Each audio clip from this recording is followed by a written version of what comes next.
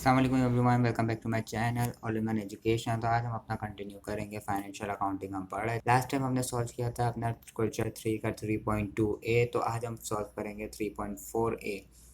ये बिल्कुल उसी तरीके का सवाल है जो हमने चैप्टर 2 में ऑलरेडी सॉल्व कर लिए हैं। जो ट्रांजेक्शन्स किस तरह रिकॉर्ड होते हैं वो वाला सवाल है, लेकिन इसमें कुछ चीज़ें जो ऐड हुई थी, सेल्स, परचेज, तो इसमें वो वाला काम है।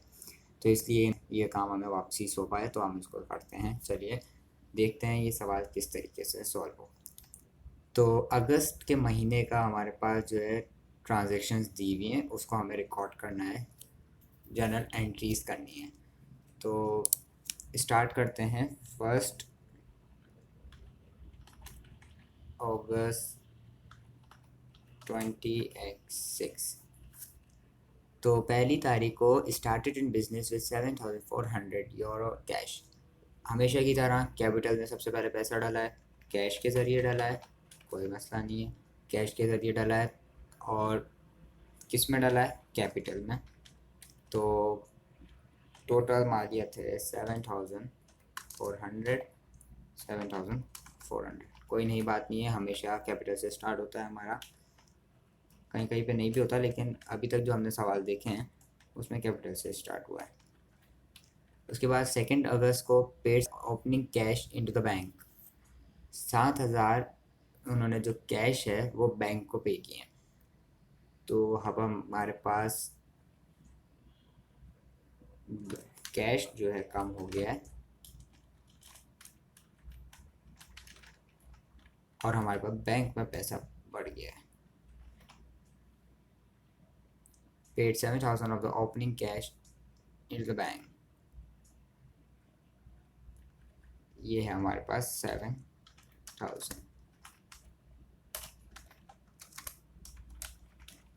उसके बाद है हमारी 4 अगस्त 2026। Bought goods on credit for J Watson. J Watson से उन्होंने कुछ गुड्स बाय किए हैं क्रेडिट पे, तो यानी कि इन्होंने परचेज किया है। तो सिंपल मैं यहाँ पे परचेज लिख लेता हूँ, लेकिन मैंने जैसे कि आपको बताया था आप इस तरह भी लिख सकते हैं स्लैश गुड्स, ताकि आपको याद रहे कि आपने किस चीज़ का परचेज किया है। और इन्होंने जे वॉटसन नाम के बंदे से किया है परचेज, जो कि क्रेडिट पे, तो इसलिए हम इनका खाली नाम लिख लेते हैं। और 410 का ये परचेज था। 5 अगस्त 2026 bought a van by check 4,920 euro. Simple, no discussion. Van तो हमने इतनी सारी वैनें बाई की हैं, पता नहीं जा कहाँ रही है। तो उसके बाद हमने किस ज़रिए बाई की है? चेक के ज़रिए। तो बैंक आ जाएगा सिंपल 4,920। 4,920। उसके बाद हम आते हैं 7 अगस्त पे।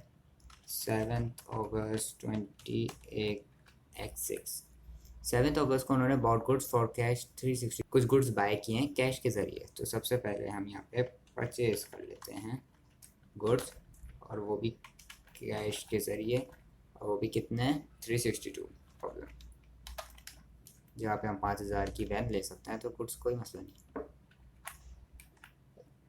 10 अगस्त की इसके बाद हम रिकॉर्ड करेंगे। 10 अगस्त में क्या हुआ है? Sold goods on credit to 18 to L Less. हमने कुछ गुड्स जो हैं वो सोल्ड किए हैं क्रेडिट पे एल लेस को।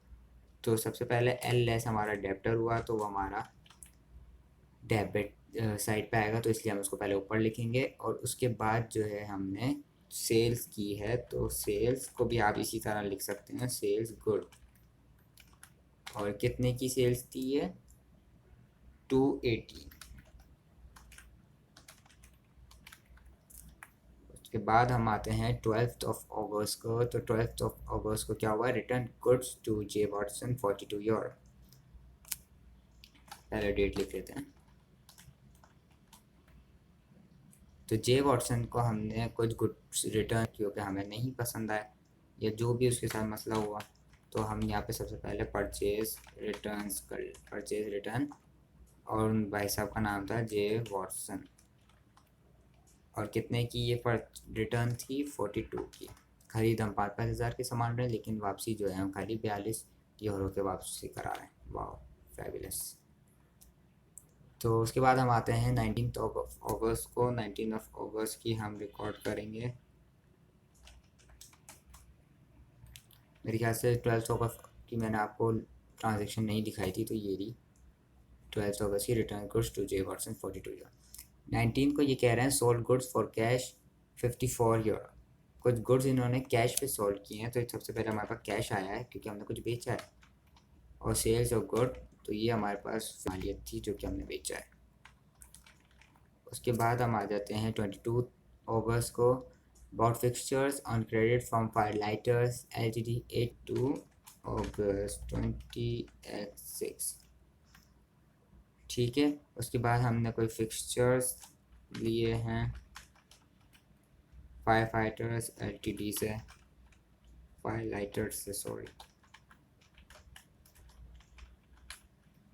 एक बार कंफर्म कर लेते हैं। फायरलाइटर्स ही है ना जी, फायरलाइटर से क्रेडिट पे 820।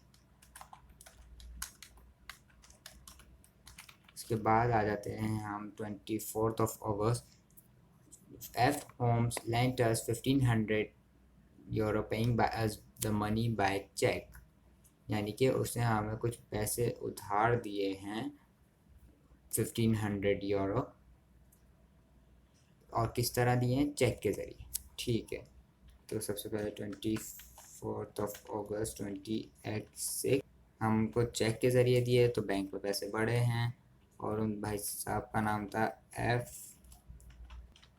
होम्स। क्या लिख दिया मैंने? तो कितने थे? 1500 यूरो। उसके बाद हम आ जाते हैं 29 अगस्त। डायरेक्ट बीच में था लंबा गैप, 5 दिन तक इन्होंने कुछ बाय नहीं किया, कुछ नहीं दिया। We paid J Watson his account by cheque 368 euro. ठीक है। 20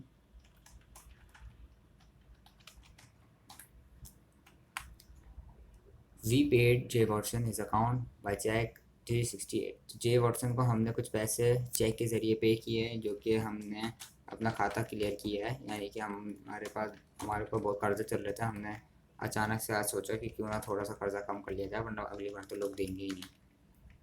तो इसलिए इन्होंने थोड़े से पैसे उनको दे दिए। We paid Firelighters by cheque 820। तो फिर इन्होंने अगले दिन नहीं बल्कि उसके 2 दिन बाद ये भी सोचा कि क्यों ना फायर लाइटर्स को भी पैसे दे दिए जाए। क्या पता वो भी बुरा मान जाए कि एक को दीजिए मुझे नहीं दिए।